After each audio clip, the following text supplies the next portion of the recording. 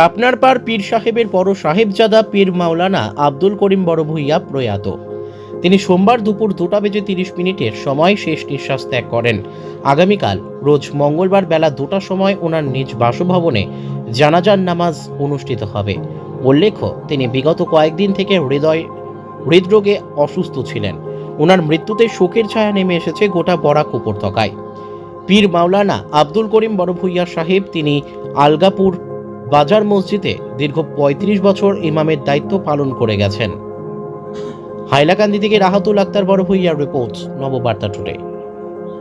শুক্র সংবাদ বৈদ্য বেলা 2 সময় খাফনাবাদ নিবাসী খাফনাবারের বড় পীর সাহেব হজরত মৌলানা আব্দুল করিম পীর সাহেব বৈদ্য বেলা 2 সময় ইন্তেকাল হইয়াছে।